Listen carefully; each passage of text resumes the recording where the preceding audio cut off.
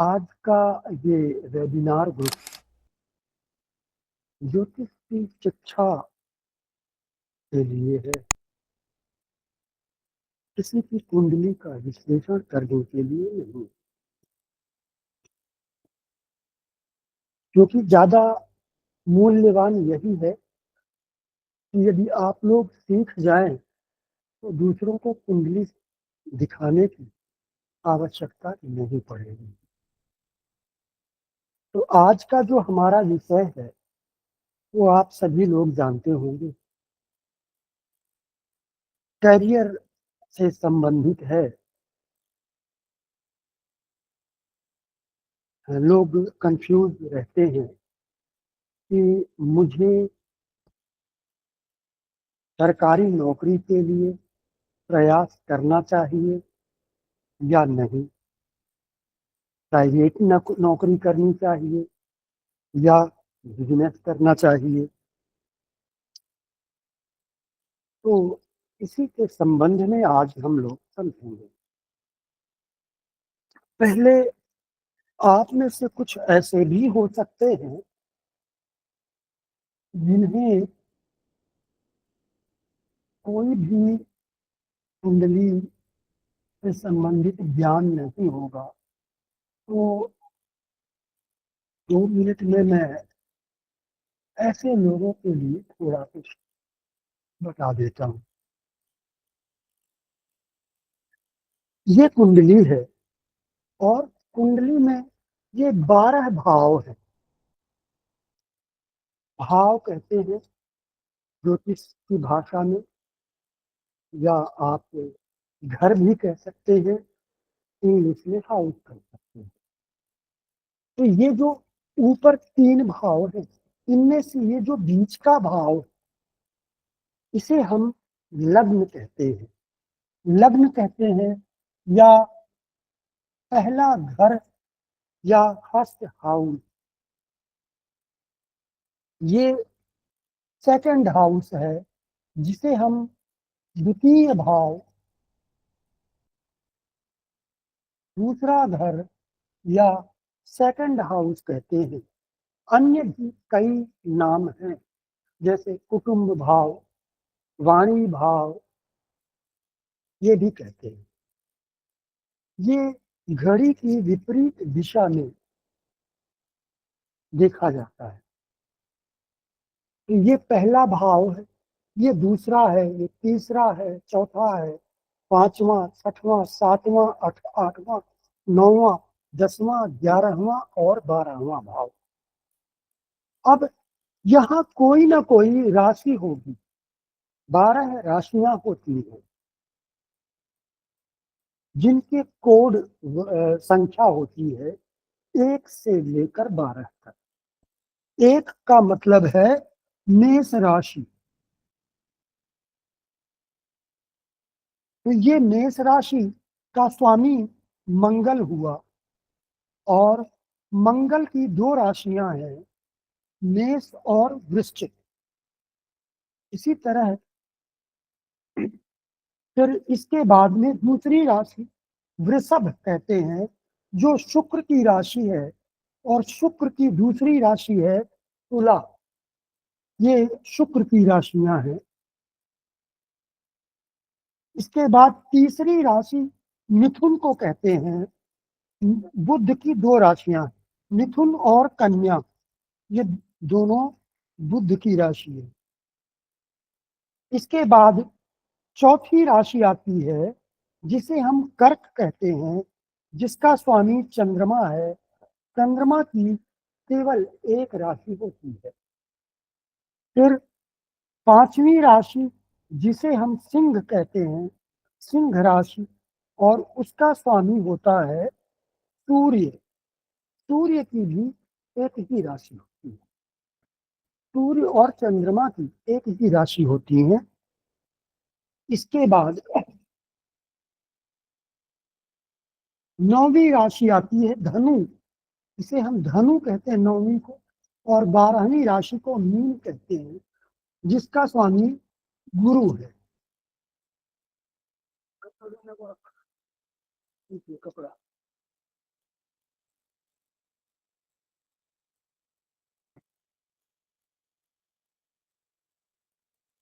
धनु और मीन का स्वामी गुरु है। इसके बाद मकर और कुंभ राशि जिनका स्वामी शनि है। ये 7 ग्रह होते हैं। इसके अलावा 2 ग्रह और भी हैं, राहु और केतु। इनकी अपनी कोई राशि नहीं होती है। तो यहाँ लग्न में कोई भी राशि हो सकती है आपकी। किसी के लग्न में कर्क राशि है, किसी के में सिंह है, किसी के में मेष राशि है। अब लग्न का जो स्वामी है, यानी जो अगर मेष राशि है तो हम क्या कहेंगे, इसका स्वामी कौन हुआ? मंगल। तो लग्न के स्वामी को लग्नेश कहते हैं। द्वितीय भाव के स्वामी को द्वितीय, तृतीय भाव के स्वामी को तृतीय, चतुर्थ भाव के स्वामी को चतुर्थ, पंचम भाव के स्वामी को पंचमेश, छठे भाव के स्वामी को षष्ठेश, सप्तम भाव के स्वामी को सप्तमेश, अष्टम भाव के स्वामी को अष्टमेश, नवम भाव के का स्वामी नवमेश, दशम भाव का स्वामी दशमेश, एकादश भाव का स्वामी एकादशेश, द्वादश भाव का स्वामी द्वादशेश या 12th लॉर्ड। तो गुरु जी, यहाँ जो राशि होगी उसका स्वामी रहेगा कि इनका अलग अलग स्वामी होता है घर का ही? जो राशि है उसका स्वामी ही उस भाव का स्वामी कहलाता है। यहाँ पर मेष राशि है, ये मंगल की राशि है, तो इसका स्वामी हुआ मंगल। अब जब यहाँ पर मेष राशि है तो यहाँ पर वृश्चिक राशि आएगी, ये भी मंगल की राशि है। तो मंगल को हम क्या कहेंगे? मंगल लग्नेश भी हुआ इस कुंडली में और अष्टमेश भी हुआ। अब यहाँ 8वीं राशि है, तो यहाँ मकर और यहाँ कुंभ राशि आएगी, जो शनि की राशियां हैं दोनों। तो शनि दशमेश हुआ और एकादशेश हुआ। तो जिस भाव में जो राशि है उस भाव का स्वामी उस राशि का स्वामी ही होता है। अब हम विषय पर चलते हैं कि विषय ये है कि जो कुंडली आपके पास है वो आपकी स्वयं की है या किसी और की है।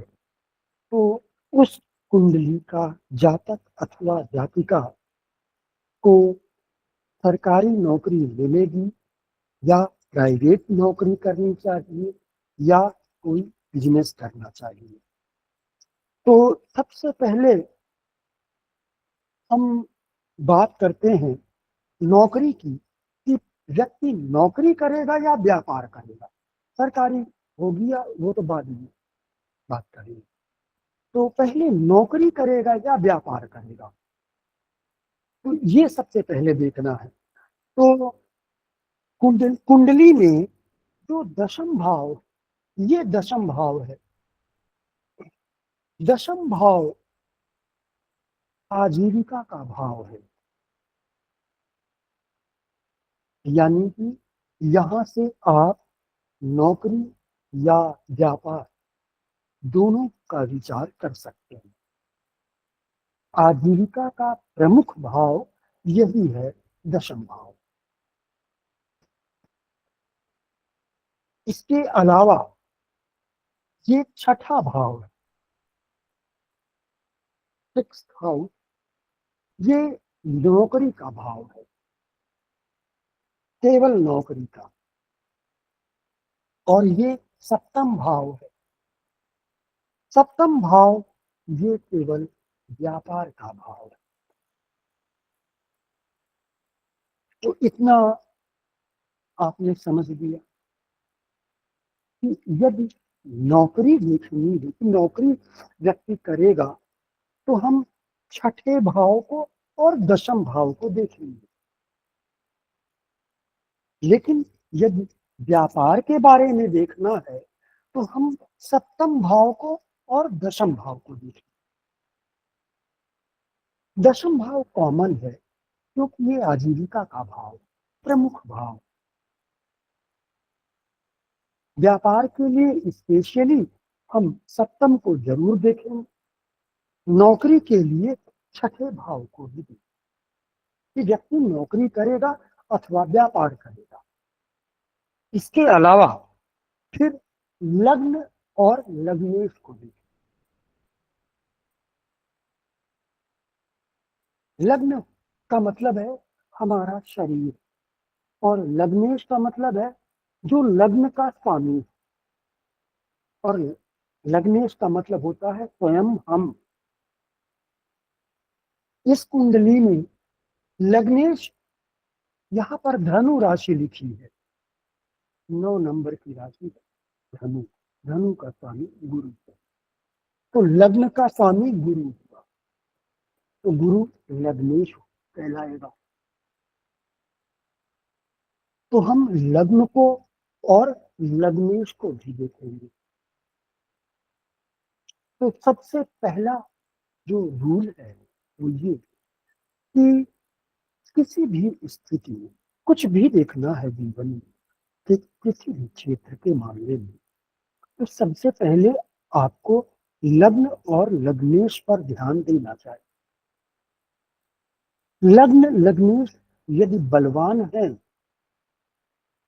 दोनों, तो जीवन के प्रत्येक क्षेत्र में सफलता मिलती, कम या ज्यादा। और यदि लग्न लग्नेश कमजोर है तो फिर जीवन के प्रत्येक क्षेत्र में संघर्ष होता है। तो लग्न लग्नेश का बलवान होना जरूरी है। अब नौकरी के लिए छठे भाव को सबसे पहले देख लिया।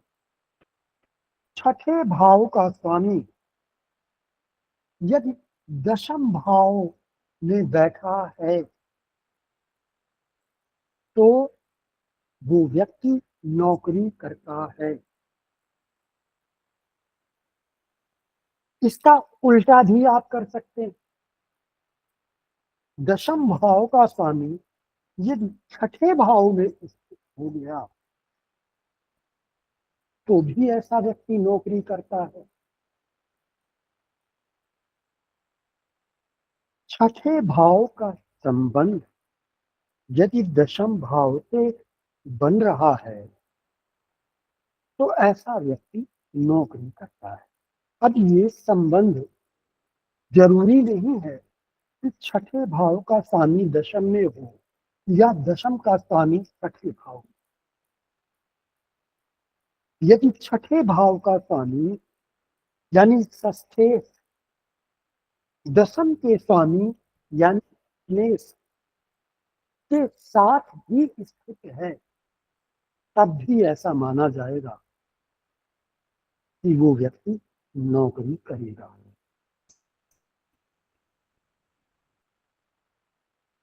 छठे का स्वामी यदि दशम के स्वामी के साथ स्थित या दोनों एक दूसरे को देख रहे हैं,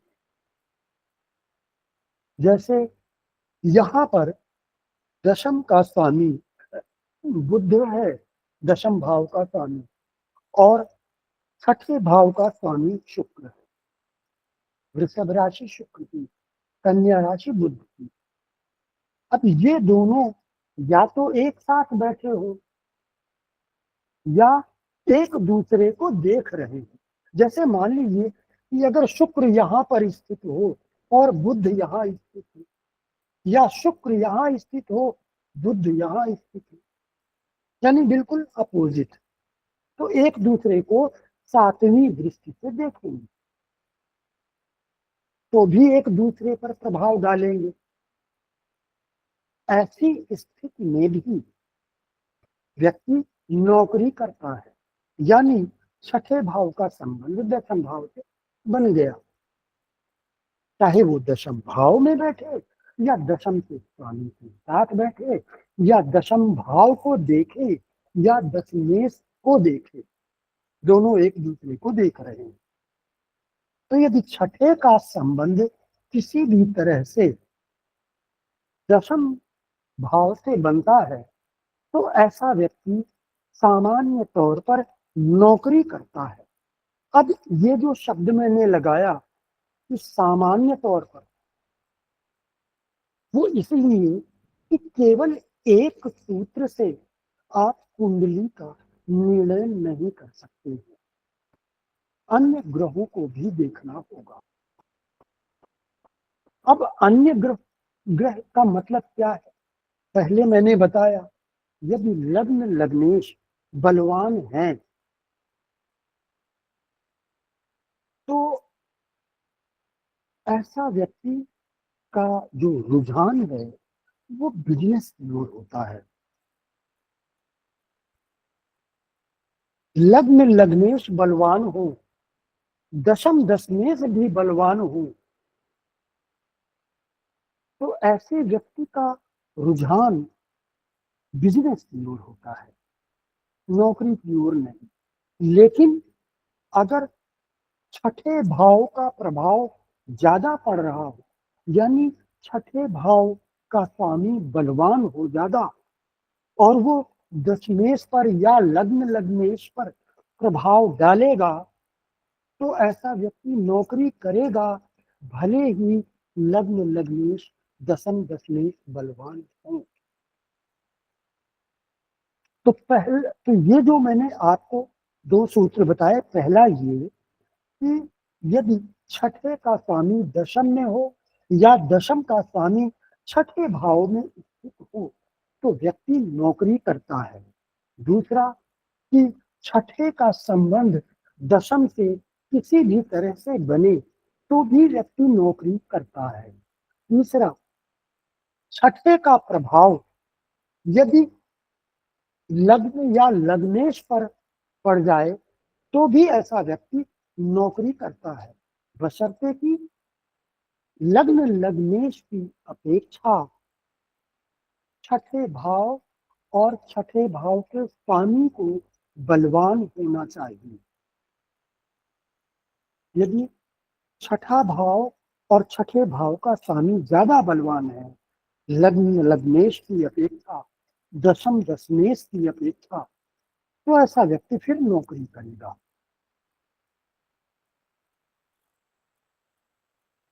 तो छठे भाव का संबंध दशम भाव से, लग्न से हो या लग्न के स्वामी से या दशम भाव के स्वामी, तो ऐसा व्यक्ति नौकरी करता है।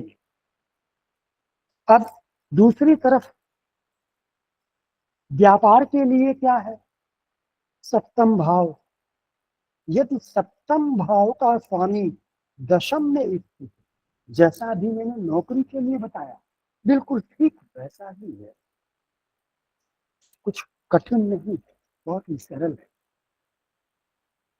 सप्तम का स्वामी दशम में बैठा हो या दशम का स्वामी सप्तम भाव में बैठा हो तो व्यक्ति व्यापार करता है। लग्न लग्नेश का संबंध सप्तम सप्तमेश और दशम दशमेश दोनों से हो जाए तो भी व्यक्ति व्यापार करता है। लग्न लग्नेश बलवान हो, दशम दशमेश बलवान हो तो भी व्यक्ति नौकरी करता है।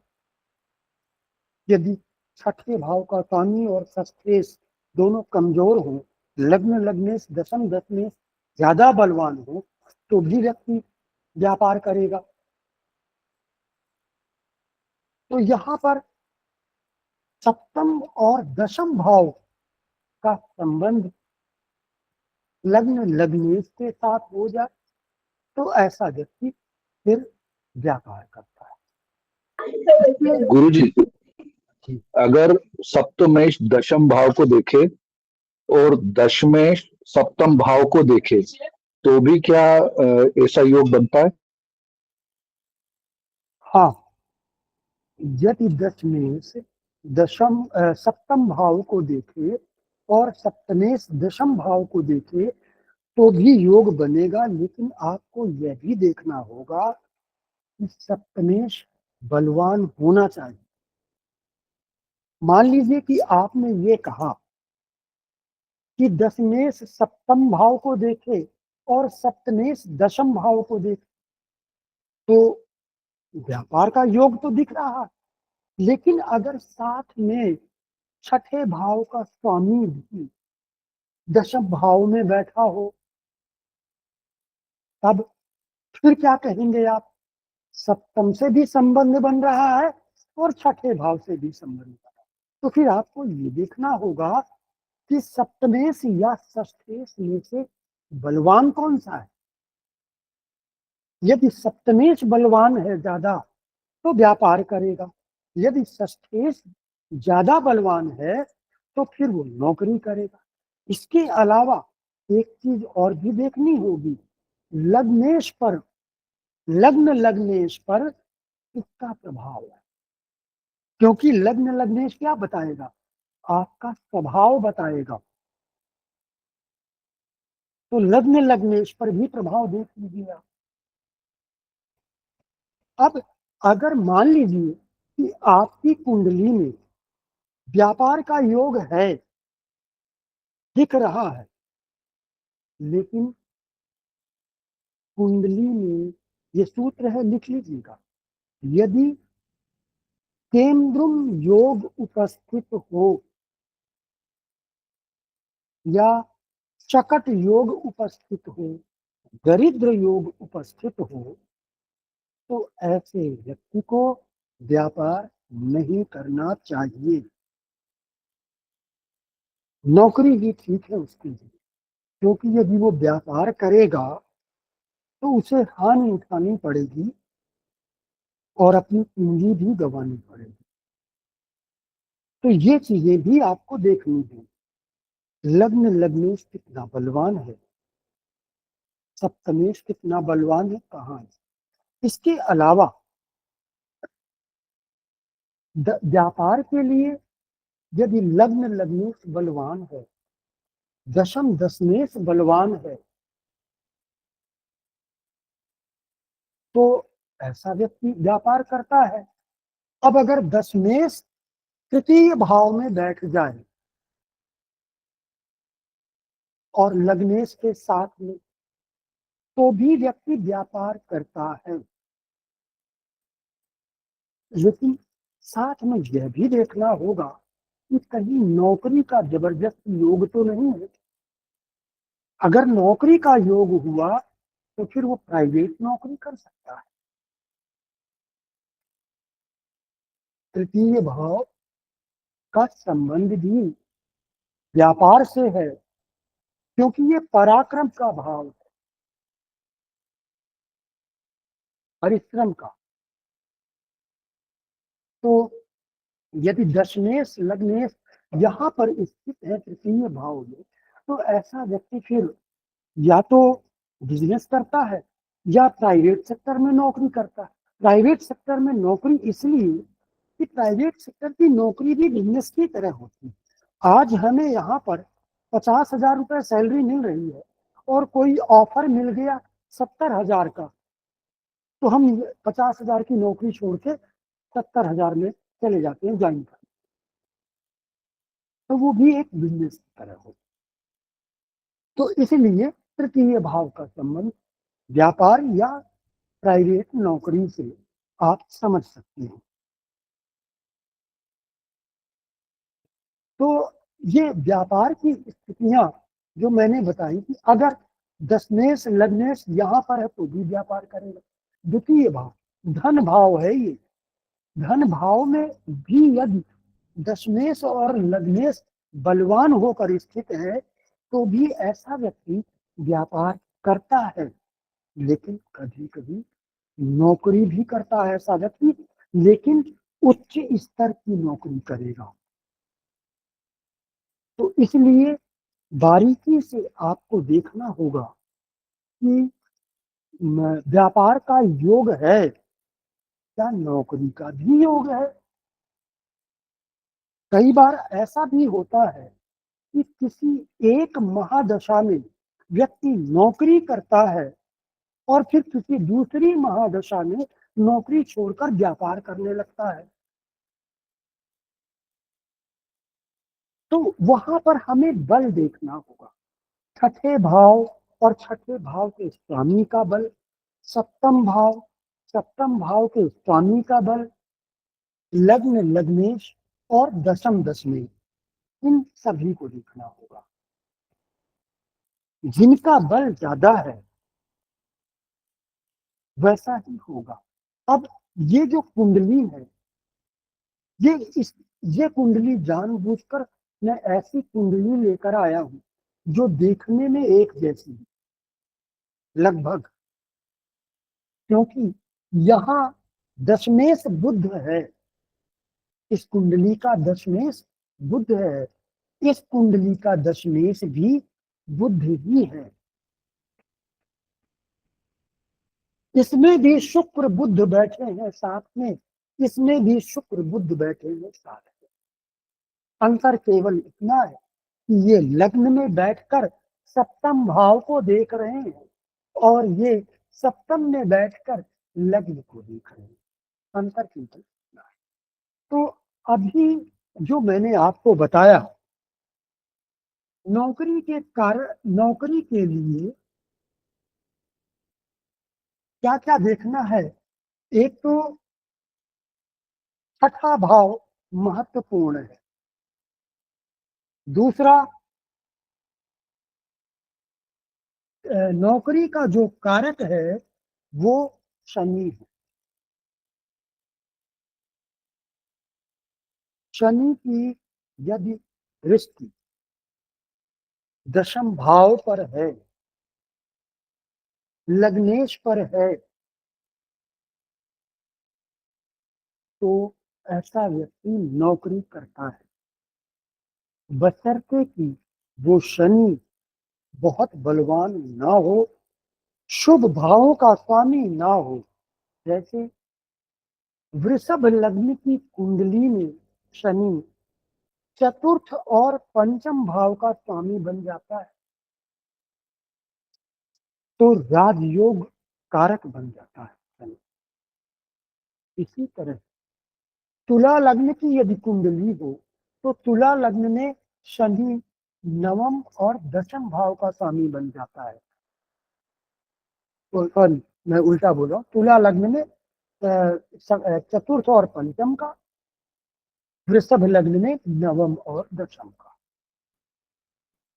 तो दोनों स्थितियों में, दोनों ही लग्नों में, वृषभ और तुला लग्न दोनों ही शुक्र की लग्न है, तो शुक्र की दोनों लग्नों में शनि राजयोग कारक ग्रह बन जाता है।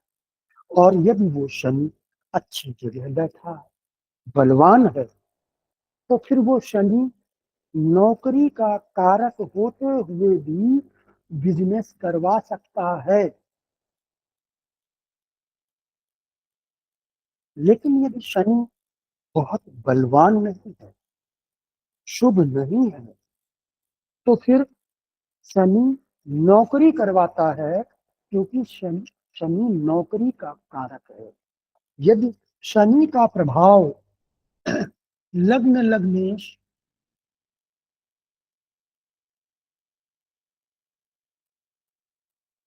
दशम दशमेश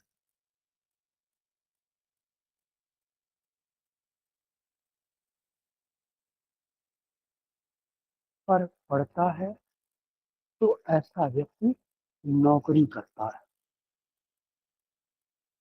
तो दो मुख्य तत्व हैं, छठा भाव जो नौकरी का भाव है और शनि जो नौकरी का कारक है। यदि इन दोनों का प्रभाव या एक का भी प्रभाव दशम दशमेश लग्न लगने पर पड़ता है तो ऐसा व्यक्ति नौकरी करता है। दूसरी तरफ व्यापार के लिए सप्तम भाव और बुध, सप्तम भाव व्यापार का भाव है, और बुध व्यापार का कारक है। तो अगर इनकी जगह इन दोनों का प्रभाव दशम दशमेश या लग्न लग्नेश पर पड़ता है तो ऐसा व्यक्ति व्यापार करता है। बुध के बाद चंद्रमा को भी व्यापार का कारक कहा गया है और उसका कारण ये है कि चंद्रमा वैश्य जाति का ग्रह है। वैश्य का मतलब होता है बनिया और बनिया का मतलब व्यापारी। तो बुध के बाद चंद्रमा का नंबर आता है। वैसे चंद्रमा सरकारी नौकरी का भी कारक है क्योंकि ज्योतिष में सूर्य को राजा और चंद्रमा को रानी कहा गया है। तो जो मुख्य कारक है वो बुध है, सेकंड नंबर का कारक चंद्रमा भी व्यापार का कारक है। तो इस बात को ध्यान में रखना होगा आपको। तो अब हम इस कुंडली को देख लेते हैं। पहले इस कुंडली में लग्नेश बुध है। मैंने आपको पहले ही कहा कि लग्न लग्नेश को एक बार जरूर देखें। तो हम देखते हैं कि लग्नेश लग्न में कन्या राशि है यानी बुध की राशि है। बुध लग्नेश है और ये बुध सप्तम भाव में बैठा है। सप्तम भाव व्यापार का भाव। तो लग्नेश का संबंध सप्तम भाव से तो बन गया है और बुध व्यापार का कारक भी। इस कुंडली में ये बुध दशम भाव का स्वामी भी है। तो लीजिए यहाँ पर सप्तम दशम लग्न इन सभी का संबंध हो गया। सप्तम भाव से लग्नेश दशमेश सभी का संबंध और बुध जो व्यापार का कारक है। एक ही ग्रह तीनों भाव से संबंध बना दिया इसने। तो ये और फिर ऊपर से चंद्रमा की दृष्टि भी है। अभी मैंने चंद्रमा को बुध के बाद सेकंड कारक चंद्रमा को बताया है। तो चंद्रमा की दृष्टि भी है सप्तम भाव में और लग्न पर भी प्रभाव डाल रहा है। तो ये एक व्यापारी की कुंडली। अब छठे भाव का स्वामी कौन है? शनि है।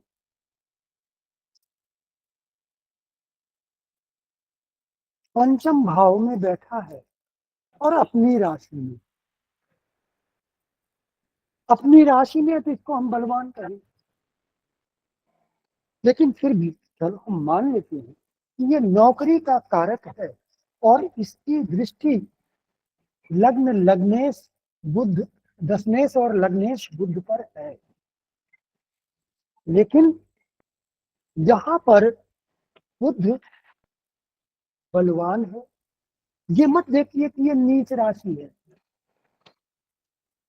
उच्च और नीच राशियों का अर्थ अभी तुरंत मत निकालिए, ये बड़ी गहरी बातें हैं। यहाँ दूसरी बात अगर देखेंगे भी आप तो फिर नीच भंग भी हो रहा है क्योंकि शुक्र यहाँ उच्च का होकर के बैठा है। लग्नेश बुध लग्न को देख रहा यानी लग्न बलवान हो रही है। यहाँ पर बुध अपने मित्र के साथ है और साथ ही में राजयोग बना रहे हैं दोनों। बुध दशम भाव का स्वामी है और शुक्र नवम भाव का स्वामी है, यानी त्रिकोण और केंद्र दोनों के स्वामी राजयोग बना रहे हैं। वो भी सप्तम भाव में राजयोग बना। इसलिए केवल शनि की दृष्टि पड़ जाने मात्र से बुध नौकरी नहीं करवाएगा। केवल शनि का प्रभाव केवल एक अंग पर है चलो सप्तम भाव में ये तो व्यापार का भाव बुध पर है, लेकिन बुध यहाँ पर राजयोग बना रहा है शुक्र के साथ में सप्तम भाव में, तो ये युति बहुत बलवान है यहाँ पर। और उस पर सूर्य की चंद्रमा की दृष्टि, चंद्रमा यहाँ पक्ष बली है, चंद्रमा भी बहुत बलवान है, पूर्णिमा के नजदीक पहुंच गया है चंद्रमा, तो ये चंद्रमा शुभ है, पक्ष बली है, इसकी दृष्टि भी इन पर है। तो इसलिए इस व्यक्ति ने व्यापार चुना। वहीं पर ये कुंडली हम देखते हैं, देखने में तो लगभग एक जैसी लग रही है। यहां भी दशमेश बुध है और सप्तमेश भी है, यानी व्यापार के भाव का भी स्वामी है, दशम भाव का भी स्वामी है, और लग्न में भी, लग्न में बैठा यानी लग्न लग्न पर भी प्रभाव डाल रहा है। लेकिन ये व्यक्ति नौकरी करता है, क्यों? जब यहाँ पर बुध व्यापार का कारक है, व्यापार के भाव का स्वामी भी है और आजीविका के भाव का स्वामी भी है, लग्न को भी प्रभावित कर रहा है, तो फिर ये नौकरी क्यों कर रहे हैं? ध्यान दीजिए, आपको उत्तर स्वयं मिल जाएगा। अभी जो चीजें मैंने यहाँ समझाई हैं उस पर ध्यान दीजिए, आपको उत्तर मिलेगा। शुक्र क्या है यहाँ पर? यहाँ पर तो शुक्र राजयोग बना रहा था, भाग्य भाव का स्वामी था और धन भाव का, लेकिन यहाँ छठे भाव का स्वामी है और एकादश भाव का, तो शुक्र यहाँ छठे भाव का स्वामी है। तो लीजिए, श्रेष्ठ शुक्र यहाँ बैठा है और वर्गोत्तम है, ये निशान जो देख रहे हैं आप स्क्वायर, ये वर्गोत्तम का निशान है, और वर्गोत्तम ग्रह बलवान हो जाता है। तो यहाँ पर जो षष्ठेश है वो शुक्र से ज्यादा बलवान है, पहला कारण। दूसरा, शनि यहाँ पर द्वितीय और तृतीय भाव का था, तृतीय भी एक बुरा भाव, हालांकि यहाँ भी छठा भाव भी बुरा भाव, लेकिन अब शनि कृक भाव में गया, यहाँ तो बहुत अच्छे भाव में बैठा,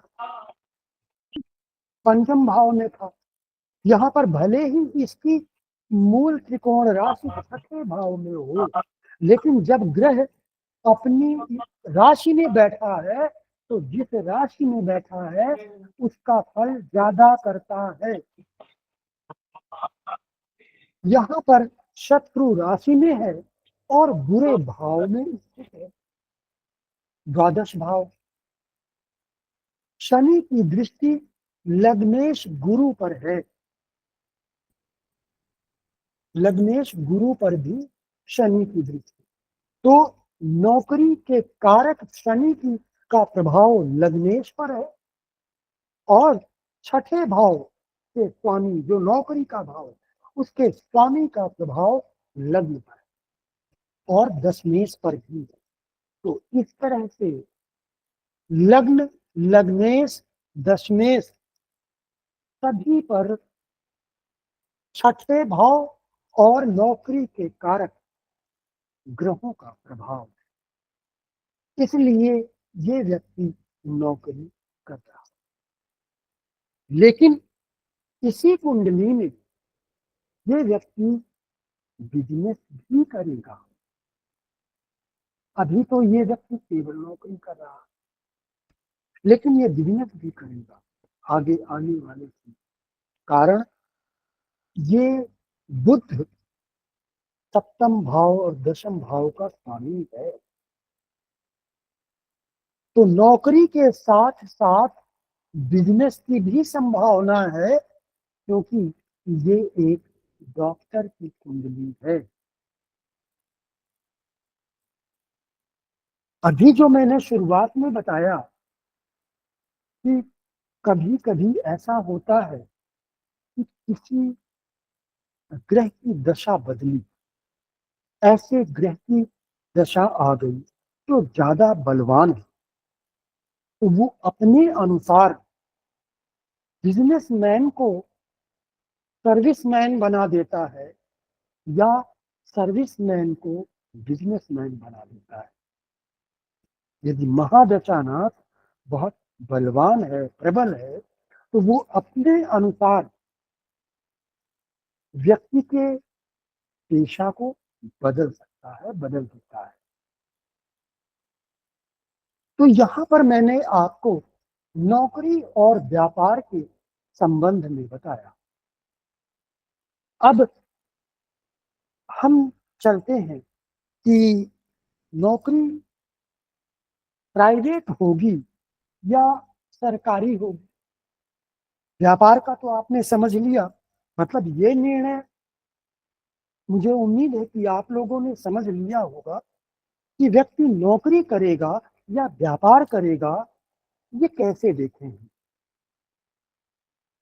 तो उसका ये मैंने आपको बताया, छठा भाव और शनि ये दोनों नौकरी के कारक हैं।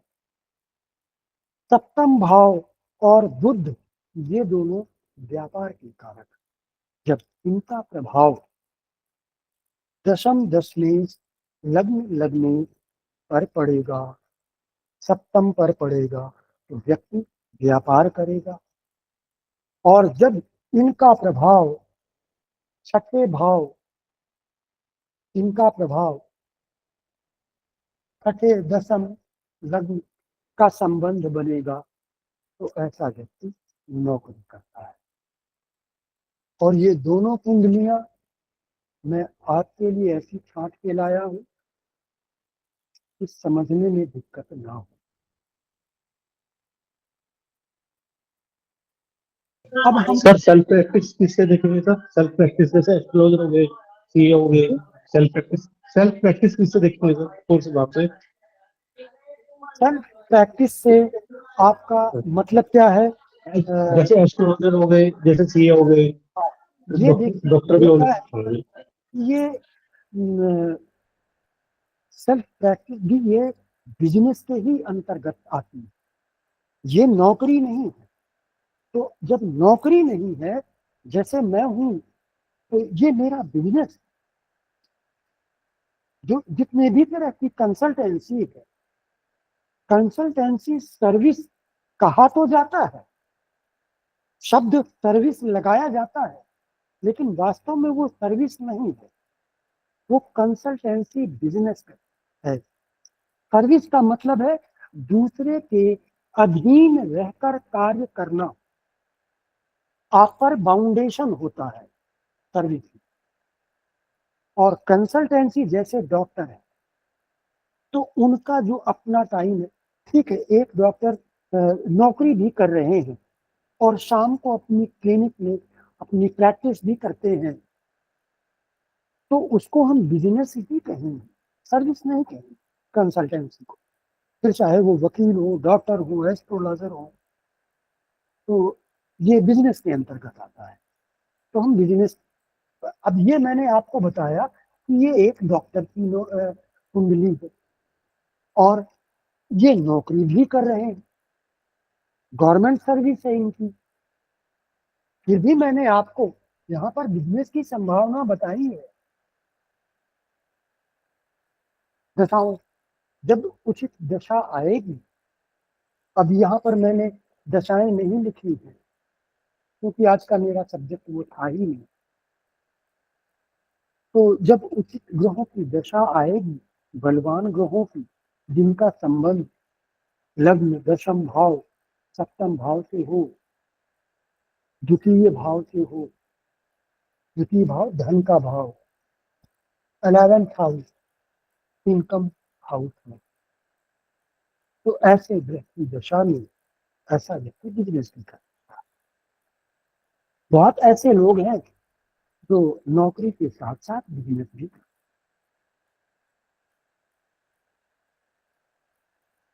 किसी के पास और कोई प्रश्न हो तो पूछ सकते हैं। सर दूसरी कुंडली में जैसे बुध नीच गया तो उसका व्यापार पे असर भी पड़ेगा फिर कोई? क्या चीज? दूसरी कुंडली में बुध नीच का है तो हाँ, उसका व्यापार पे कुछ तो असर पड़ेगा या नहीं पड़ेगा सर? नहीं नहीं, देखिए नीचता के अर्थ अलग होते हैं। अब मैं आपको थोड़ा हालांकि उस विषय पर मुझे नहीं जाना, फिर भी आपके इस प्रश्न का बहुत संक्षेप में उत्तर देता हूँ। बुध दशम भाव का स्वामी कहाँ आया है? दशम से दशम में आया है, तो शुभ भाव में आया है। अपनी इस राशि से शुभ भाव में आया है। अब दूसरी राशि कहाँ है? लग्न में है, तो यहाँ कहाँ आया? ये सप्तम में आया, यानी सप्तम यानी केंद्र, केंद्र में आया है अपनी राशि से, तो ये भी शुभ भाव है। एक फैक्टर आपने देखा कि ये नीच राशि, दूसरा फैक्टर मैंने आपको बताया कि दोनों राशियों से शुभ भाव में है, पहली बात। दूसरा, लग्न से केंद्र में है। तीसरा, यहां पर नीच भंग हो रहा है। चौथा, पक्ष बली शुभ चंद्रमा की दृष्टि पड़ रही है, इसलिए यहां पर इसकी नीचता का कोई निगेटिव इफेक्ट नहीं होगा। ये केवल शनि से पीड़ित, अन्य किसी ग्रह से नहीं है, लेकिन फिर भी मंगल और सूर्य पाप कर्तरी में आ गया है, ये पाप कर्तरी में है, तो इसके अर्थ कुछ और है। मैरिड लाइफ के लिए शनि की यहाँ पर दृष्टि पड़ रही है और पाप कर्तरी में है, थोड़ा सा मैरिड लाइफ के लिए अच्छा नहीं।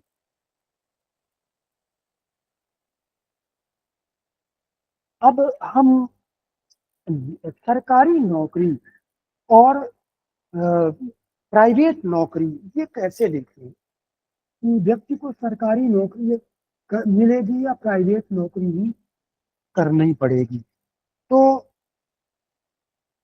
सरकारी नौकरी के लिए सबसे महत्वपूर्ण ग्रह सूर्य है।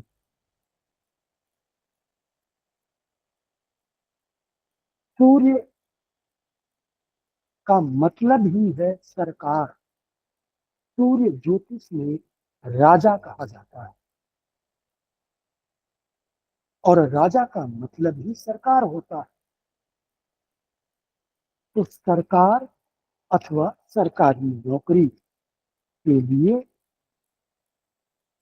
सूर्य को देखेंगे, और केवल सरकारी नौकरी के लिए ही नहीं, सरकार से के सहयोग से कोई बिजनेस भी कर रहे हैं, जैसे कुछ लोग सरकारी टेंडर लेते हैं, या कुछ लोग जिनकी अपनी फैक्ट्री है वो अपना प्रोडक्ट सरकार को देते हैं, सरकार के साथ मिलकर बिजनेस करते हैं।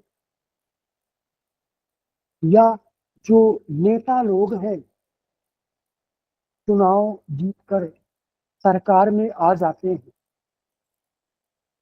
तो इन सब बातों के लिए भी हमें सूर्य को ही देखना होगा। तो सरकारी नौकरी के लिए सबसे पहली शर्त जो है वो ये है कि आपका सूर्य बलवान होना चाहिए।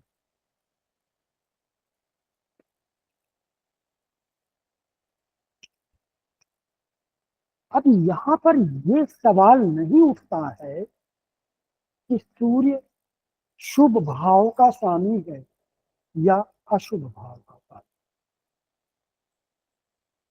क्योंकि कोई भी ग्रह हो वो कई तरह के फल देता है। इस संबंध में मेरा एक वीडियो भी है, उस वीडियो का नाम है प्रत्येक ग्रह 6 तरह के फल देता है। वो वीडियो आपको देखना चाहिए, वो भी एडवांस ज्योतिष क्लास का ही एक पार्ट है, वो वीडियो जो मैंने यूट्यूब में डाल दिया है। तो भले ही सूर्य बुरे भाव का स्वामी हो, तो ग्रह क्या है कि एक तो अपने स्वामित्व का फल देते हैं। स्वामित्व का फल मतलब जिस भाव का स्वामी है उस भाव का फल देते हैं। तो जहां बैठेंगे उस भाव का फल देंगे, जिस भाव को देखेंगे वहां का फल देंगे। तो एक तो ये स्वामित्व का फल देते हैं और दूसरा अपने कारकत्व का फल देते हैं।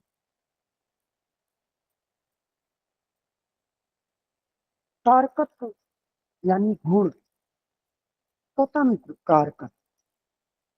किसी भी भाव के स्वामी हो, कहीं भी बैठे हों, उनके जो अपने गुण हैं नैसर्गिक,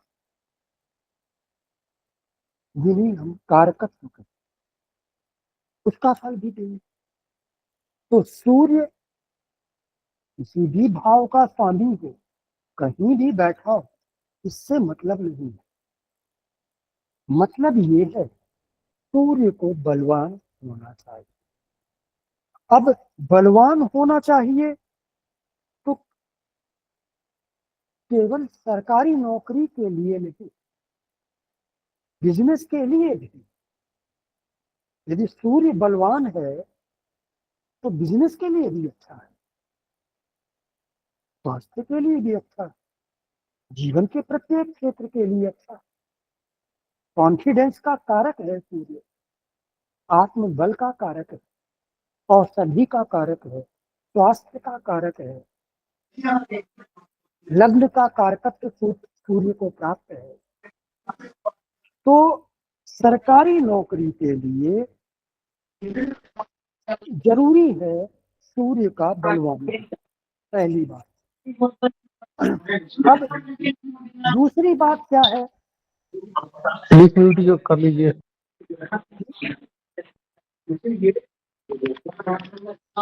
इनको वॉल्यूम म्यूट करें सर। जिन लोगों को प्रश्न नहीं पूछना होता है उस समय अपने माइक को म्यूट करके रखें।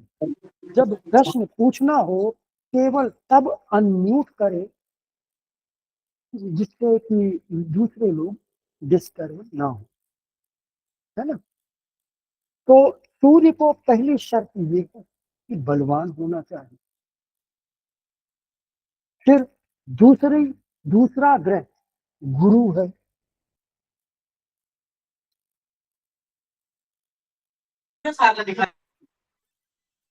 गुरु को भी बलवान हो।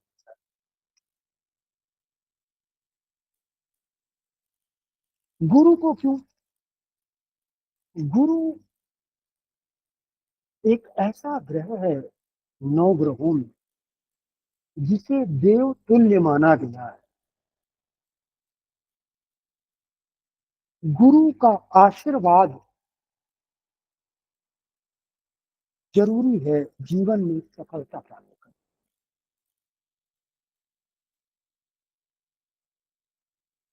जिन डॉक्टरों की कुंडली में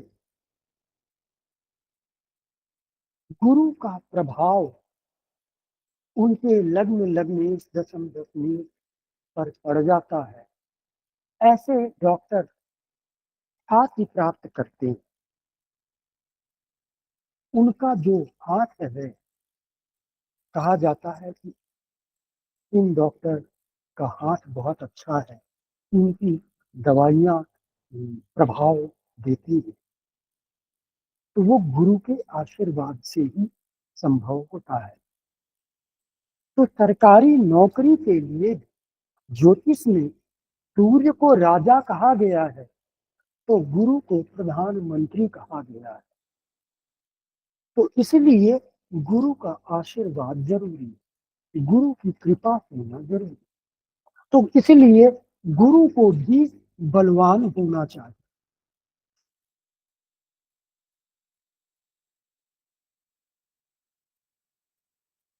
इसके अलावा सूर्य के बाद मैंने आपको बताया कि चंद्रमा रानी है, तो सरकार का कारक चंद्रमा को भी कह सकते हैं।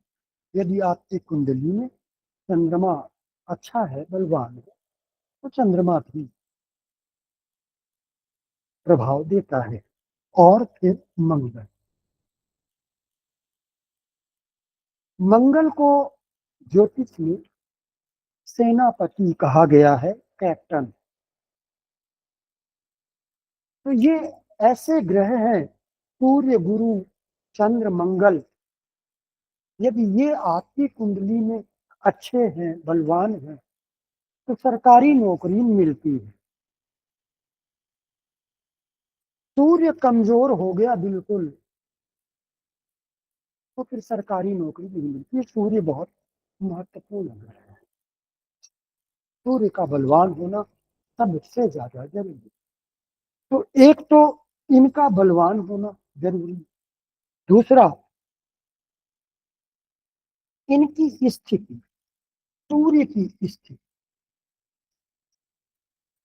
अब सूर्य की स्थिति सबसे पहले दशम भाव, यदि सूर्य दशम भाव में स्थित है तो फिर निश्चित रूप से सरकारी नौकरी मिलती। अब निश्चित रूप से का मतलब 100% नहीं होता है, 90%। लेकिन कभी कभी ऐसा भी होता है कि सूर्य दशम भाव में अच्छी राशि में, स्वराशि में, मित्र राशि में, उच्च राशि, फिर भी ऐसे व्यक्ति को सरकारी नौकरी नहीं मिलती। कारण कारण ये कि उसे पीड़ित नहीं होना चाहिए, कमजोर नहीं होना चाहिए, और गुरु की कृपा प्राप्त होनी चाहिए। तो सूर्य यदि दशम भाव में है, तो दशम भाव में सूर्य को दिशा बल प्राप्त हो जाता है। ये दशम भाव दक्षिण दिशा का भाव है। दक्षिण दिशा में सूर्य बहुत बलवान होता है। ये दोपहर का भाव है, 12 बजे से लेकर 2 बजे के बीच का भाव है। ये 12 बजे से 1:30-2 बजे के बीच सूर्य यहाँ पर स्थित होता है। यदि किसी भी बच्चे का जन्म हुआ है दोपहर में 12 बजे के बाद 2 बजे के पहले, तो उसका सूर्य यहाँ पर होगा। तो सूर्य दशम भाव में दिग्बल प्राप्त कर लेता है, बहुत बलवान हो जाता है। इसलिए पहली स्थिति सूर्य की। दूसरी स्थिति क्या है? Second house. ये मैं भाव लिख रहा हूं, राशियां नहीं लिख रहा हूं। ये भाव है, यहां मैं लिख लेता हूं।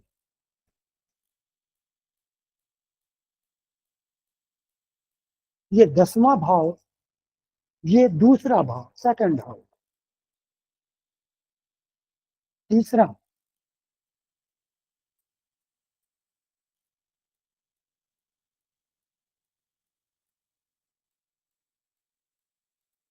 लग्न, पहला घर। चौथा, छठवां घर। जी, चौथा घर 11th हाउस। यदि यहां पर सूर्य स्थित है इन भाव में, तो यह अच्छी। यदि आपका सूर्य बलवान है और इनमें से किसी भाव में स्थित है, तो आप उम्मीद कर सकते हैं कि सरकारी नौकरी मिलेगी। दशम भाव तो खैर आजीविका का है, और दिशा बल भी प्राप्त होता है। तो ये तो समझ में आ ही गया आप। द्वितीय भाव, सेकंड हाउस धन का भाव है, पहली बात। दूसरी बात जो महत्वपूर्ण है, ये सिंहासन का भाव है, द्वितीय भाव। इसको सिंहासन का भाव कहा जाता है। इसलिए द्वितीय भाव बहुत महत्व, और द्वितीय भाव दशम से पांचवा भाव, दशम से पंचम भाव, लग्न से द्वितीय है, दशम से पंचम है, यानी दोनों ही स्थितियों में ये अच्छा भाव है, लग्न से भी और दशम भाव से भी। इसके बाद लग्न मैंने लिखा है, लग्न यहां पर यदि सूर्य यहां स्थित होगा, अब लग्न है, लग्न तो पूरी कुंडली का स्वामी होता है। दूसरी बात, लग्न स्वभाव भी लग्न से देखा जाता है, तो व्यक्ति के स्वभाव को राजा की तरह बना देता है।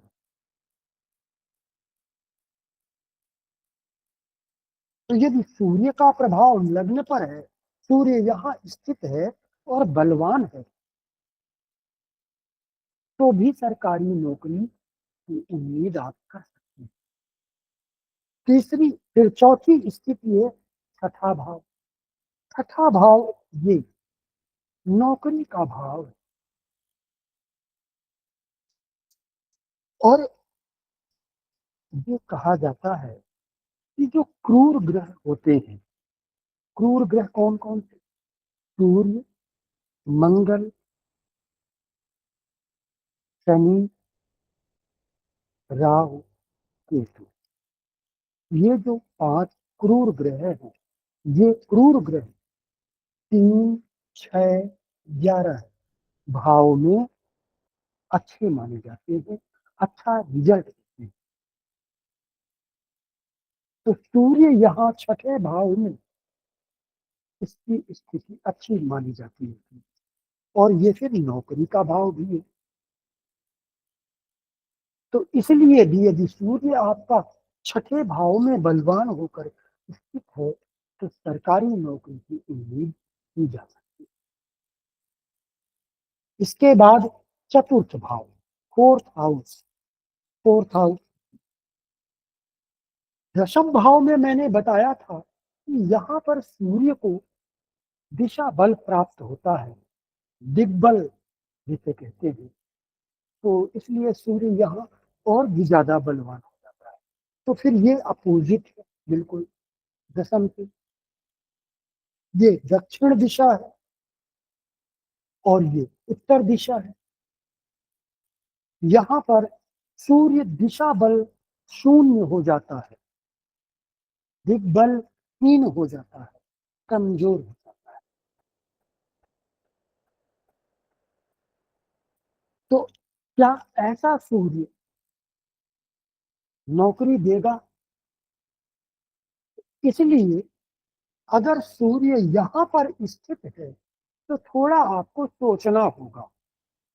क्या यहाँ पर सूर्य को शत्रु राशि में स्थित नहीं होना चाहिए? क्योंकि शत्रु राशि में स्थित होगा तो और कमजोर हो जाए। सूर्य को यहाँ पर किसी भी ग्रह से पीड़ित नहीं होना चाहिए, पीड़ित होने से भी कमजोर हो जाए। सूर्य को यहाँ पर नीच नहीं होना चाहिए, नीचता से भी कमजोरियां। यहाँ नीच हो जाएगा तो कोई बात नहीं, कमजोर नहीं होगा वो, लेकिन यहाँ नीच हो जाएगा तो कमजोरी आ जाएगी। क्योंकि एक तो पहले ही दिशा बल से शून्य है, और फिर नीच राशि में एक दूसरा फैक्टर भी जुड़ गया, दोनों प्लस हो जाएंगे। तो यहाँ शत्रु राशि में नहीं होना चाहिए, नीच राशि में नहीं होना चाहिए, पीड़ित नहीं होना चाहिए, पाप कर्तरी में नहीं होना चाहिए। पाप कर्तरी का मतलब जो अभी यहाँ मैंने बताया, यानी भाव के दोनों तरफ अगर सूर्य यहाँ पर स्थित है तो यहाँ और यहाँ क्रूर ग्रह स्थित नहीं होने चाहिए। तो पाप कर्तरी में नहीं होना चाहिए। अगर सूर्य ये चीजें नहीं है तो फिर थोड़ी उम्मीद आप कर सकते हैं। अब देखिए, क्या यहाँ पर सूर्य मित्र राशि में है? तो ठीक है, एक तरफ दिशा बल शून्य है, लेकिन दूसरी तरफ मित्र राशि में, जैसे ये मीन राशि है, ये मित्र राशि है, तो एक फैक्टर थोड़ा सा कुछ उसे एनर्जी प्राप्त हो रही। फिर अगर इस सूर्य पर किसी शुभ ग्रह की दृष्टि पड़ जाए, शुभ ग्रह कौन? सबसे ज्यादा शुभ ग्रह गुरु है, सेकंड नंबर में शुक्र है। फिर इसके बाद पक्ष बल से बली चंद्रमा भी शुभ होता है, यानी चंद्रमा यहां स्थित हो जाए तो फिर वो पूर्णिमा का चंद्रमा कहलाएगा। तभी देखेगा, क्योंकि चंद्रमा के पास सातवीं दृष्टि होती है। तो जब सूर्य यहाँ पर है तो चंद्रमा यहाँ स्थित हो, या फिर यहाँ पर अकेला बुध बैठा हो। बुध जब अकेला होता है तो शुभ होता है, या फिर शुभ ग्रह के साथ बैठा हो तब भी शुभ होता है। लेकिन यदि अशुभ या क्रूर ग्रह के साथ स्थित है तो फिर वो अशुभ कहलाता है। तो सूर्य यदि यहाँ पर है तो उस पर शुभ ग्रह की दृष्टि भी प्राप्त हो। अगर यहाँ वो स्वराशि में है तो अच्छी बात है, स्वराशि में ग्रह बलवान हो जाता है। यदि यहाँ पर ये उच्च राशि में है तो और भी अच्छी बात है। तो अगर सूर्य चतुर्थ भाव में है तो फिर आपको ये सारी चीजें देखनी पड़ेगी। इसके बाद फिर कौन सा है? 11th house. 11th हाउस में भी सूर्य अच्छा होता है। वैसे तो ये सारे भाव इधर यहां से ले, ये लग्न से लेकर और अष्टम भाव तक सूर्य के लिए अच्छे भाव है, क्योंकि ये प्रकाशित पक्ष कहलाता है। जब बच्चे का जन्म सुबह सुबह जब सूर्योदय होता है तब सूर्य यहाँ पर होता है,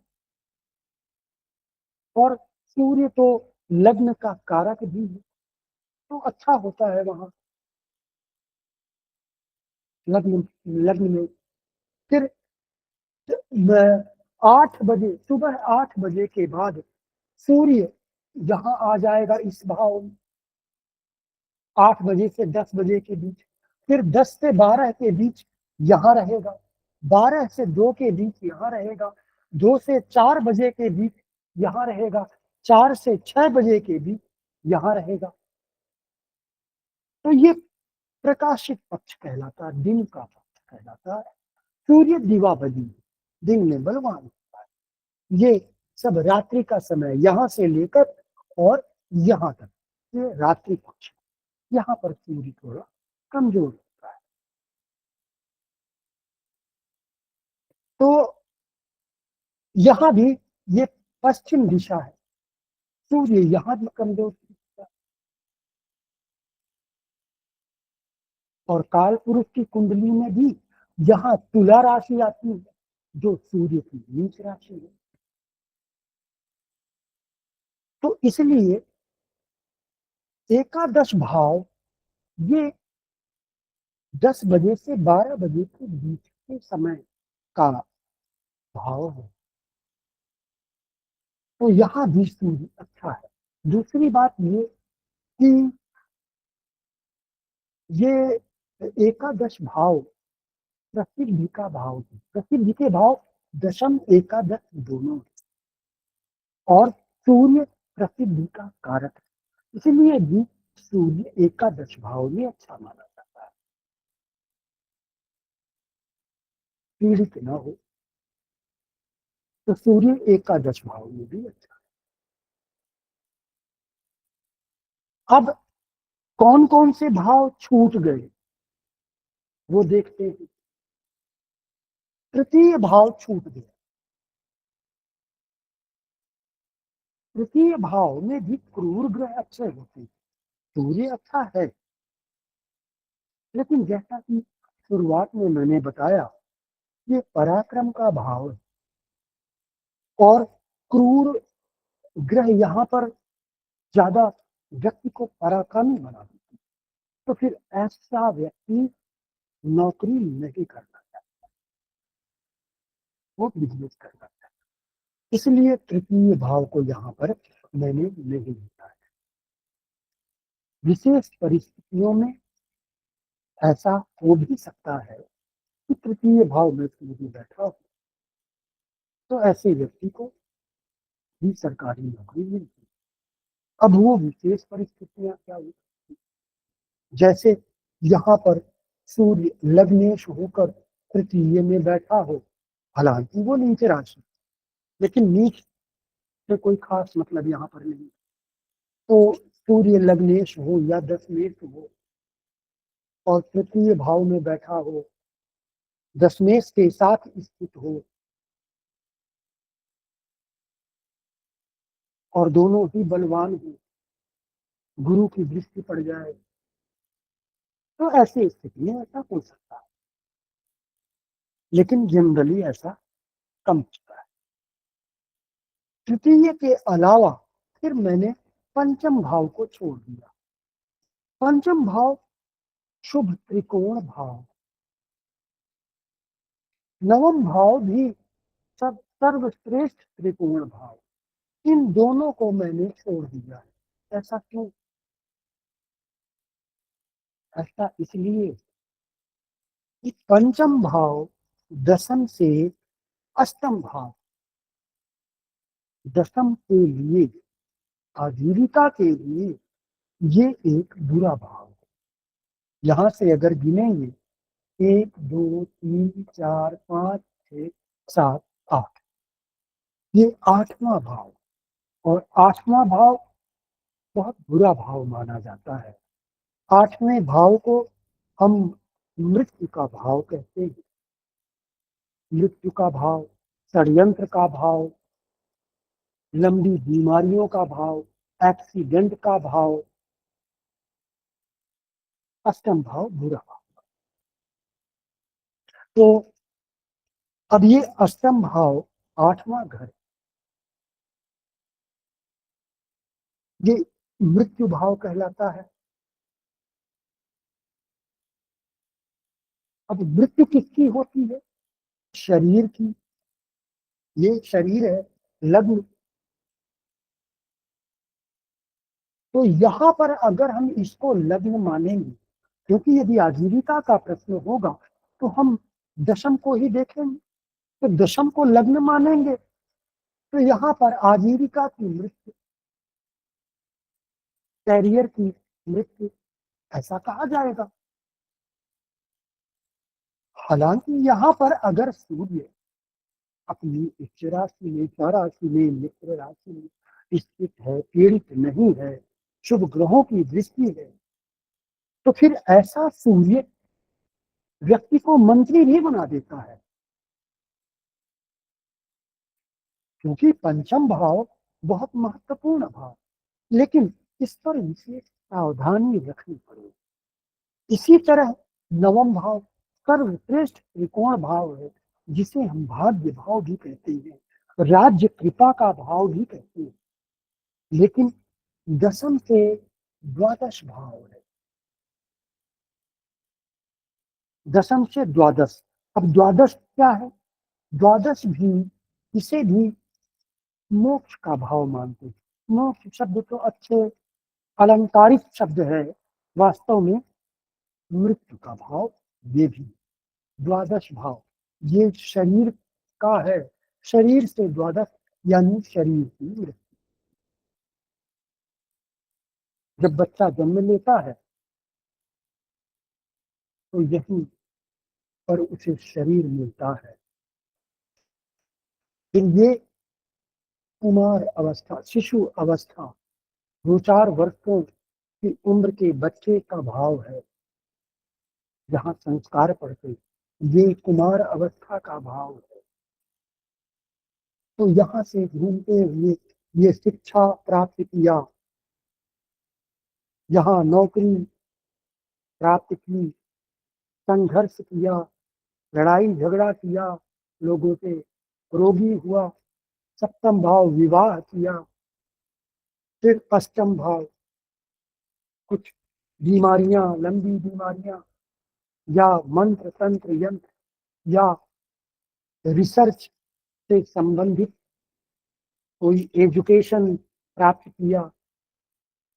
फिर यहाँ भाग्य भाव में आया, भाग्य का साथ प्राप्त हुआ, ये कर्म भाव है, कर्म करते हुए इनकम आय भाव, कर्म से आय प्राप्त किया और इसके बाद फिर शरीर से बाहर किया।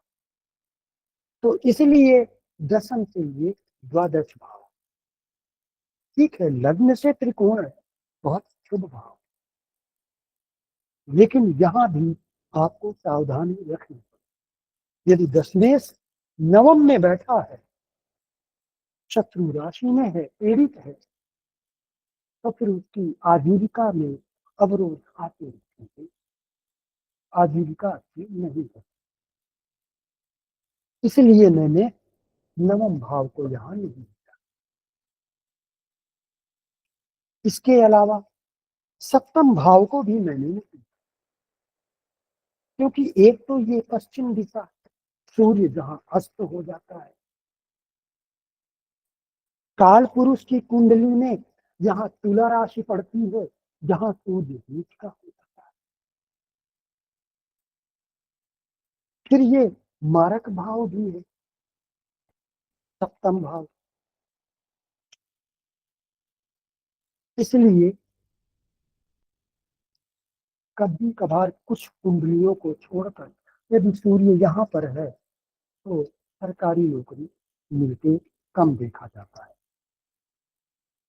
इसके अलावा और मैंने कौन सा भाव छोड़ा है? 12th हाउस छोड़ा है, और 8वां और 12वां, ये दोनों बुरे भाव आजीविका में व्यवधान देने के लिए जाने जाते हैं, इसलिए मैंने छोड़ा है इन दोनों। तो क्या यदि सूर्य अस्तम में बैठा है तो नौकरी नहीं देगा? दे सकता है।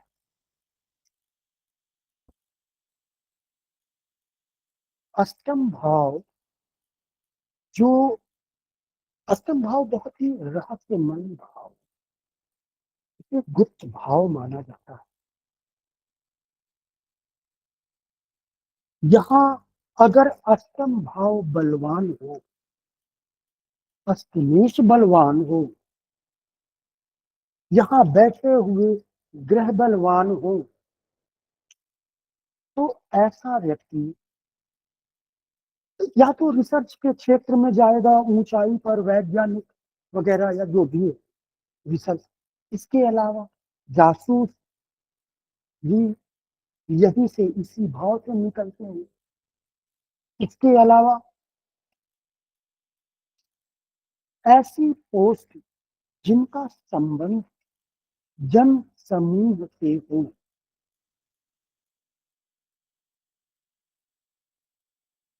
ये जन समूह का भाव भी है। तो ऐसा व्यक्ति जिसका संबंध जन समूह से, अब जन समूह से किसका संबंध होता है? IAS जैसे ऑफिसर्स। तो IAS या PCS या जो भी बड़े प्रशासनिक अधिकारी हैं, उनका इस भाव से बड़ा गहरा संबंध होता है। तो यदि यहाँ पर 2 ग्रह 3 ग्रह युति बनाकर बलवान होकर स्थित हो, तो फिर यही ग्रह उसकी आजीविका का निर्णय करते हैं। तो बहुत सोच समझ करके यहाँ पर जवाब देना होगा।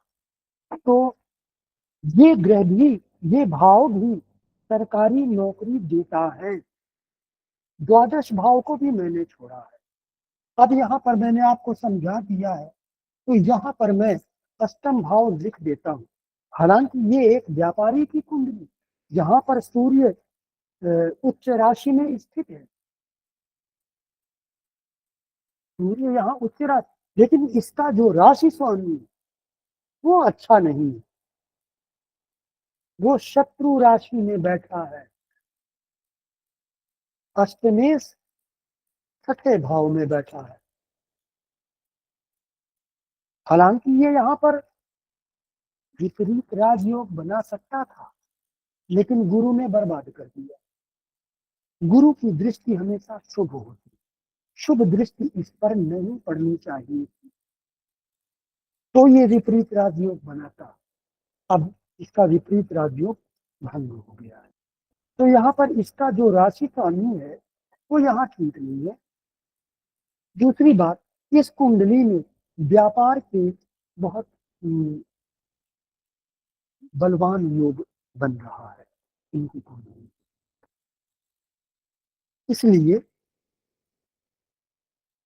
ये जो सूर्य है व्यापार में, व्यापार का जो स्तर है उसको अच्छा करेगा। यहाँ पर सूर्य चूंकि प्रसिद्धि का कारक है, यहाँ उच्च राशि में स्थित है, तो इनका मान सम्मान भी अच्छा होगा। ये एक अच्छे व्यापारी, बड़ा बिजनेस है इनका। तो अब 12th हाउस क्या है? क्या 12th हाउस में सूर्य यदि स्थित है तो क्या सरकारी नौकरी नहीं मिलेगी? मिलती। ये त्रिक भाव है, बुरा भाव माना जाता है। 6, 8, 12 ये तीनों त्रिक भाव कहलाते हैं। त्रिक भाव बुरे भाव कहलाते हैं, लेकिन हमेशा नहीं। द्वादश भाव में सूर्य यदि बैठा है तो क्या सरकारी नौकरी नहीं देगा? विशेष स्थितियों में दे सकता है। कैसे? यहाँ पर सूर्य बलवान होकर स्थित हो, दशमेश के साथ स्थित हो, लग्नेश के साथ या चतुर्थेश के साथ स्थित, तो फिर वो सरकारी नौकरी दे सकता है। और उसका अर्थ क्या होगा? घर से दूर सरकारी नौकरी, क्योंकि ये जो भाव है घर से दूर अथवा विदेश का भाव है। तो घर से दूर ऐसी नौकरी हो सकती है, गुप्त रूप की नौकरी हो सकती है, या चूंकि ये विदेश का भाव भी, तो इसलिए जो सरकारी नौकरी है वो फॉरेन डिपार्टमेंट में आपकी नौकरी हो सकती है, यानी आपकी नौकरी का संबंध फॉरेन से हो सकता है। तो इसलिए द्वादश भाव में बैठा हुआ सूर्य भी सरकारी नौकरी दे सकता है। तो इस तरह से कुछ विशेष जो भाव है, यहाँ पर मुख्य रूप से दशम, द्वितीय,